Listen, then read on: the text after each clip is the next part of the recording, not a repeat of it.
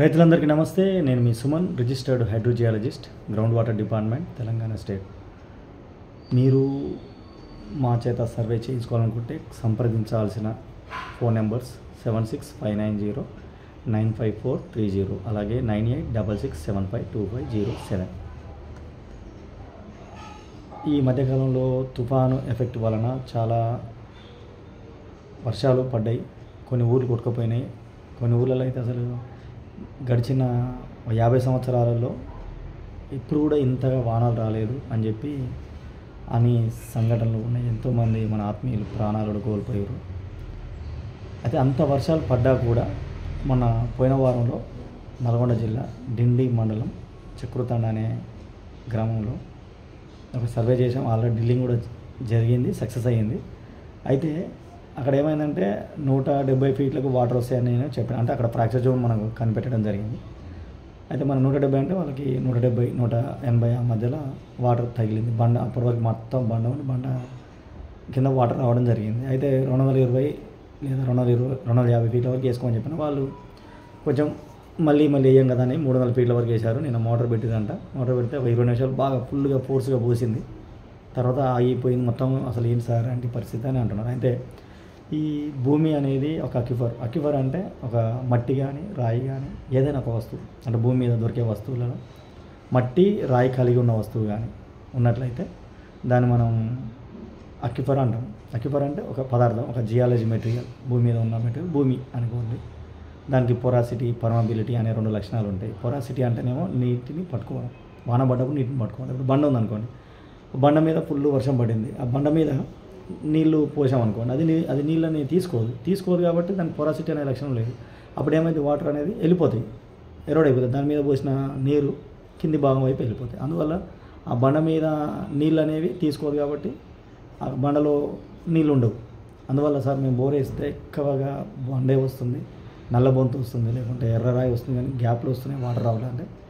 ఈ ఏదైతే recharging conditions ఉండవో, అంటే ఆ బండ అయినా ఏదైనా గట్టి పదార్థం మట్టి కానీ గట్టి ఉన్నప్పుడు దానిలో వాటి మధ్య గ్యాప్లు అనేవి లేనప్పుడు వాటర్ అనేది ఎరోడ్ అయిపోతుంది, ఎక్కువ లోపల తీసుకోదు.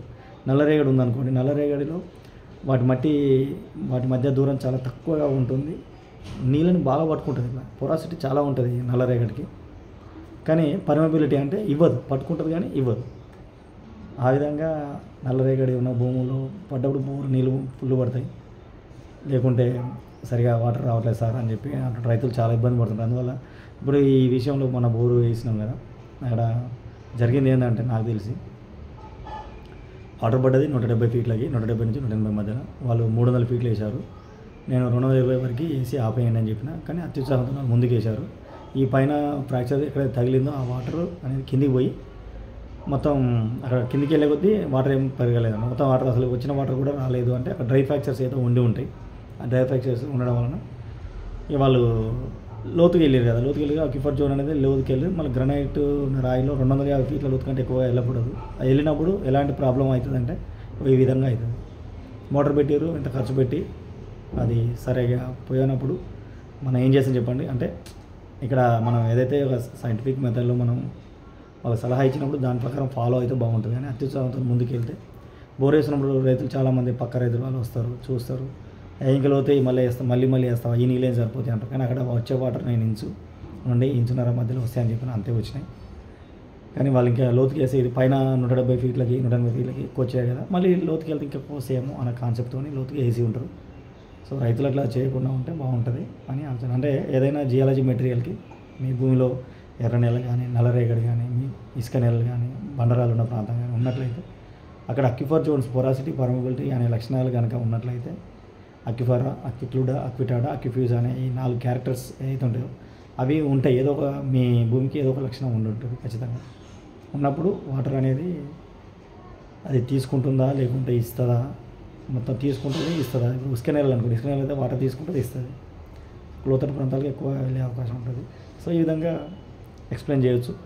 For more videos please subscribe my channel. నా వీడియోస్ నచ్చినట్లయితే లైక్ చేయండి, నచ్చకుండా డిస్లైక్ చేయండి, కామెంట్ బాక్స్లో కామెంట్ చేయండి. మా చేత సర్వే చేయించుకోవాలనుకుంటే మాత్రం కాంటాక్ట్ అవ్వచ్చు. అవ్వాల్సిన నెంబర్ 7659095430, అలాగే 9866752507. యూట్యూబ్లో నా వీడియోలు చూడవచ్చు. Thank you.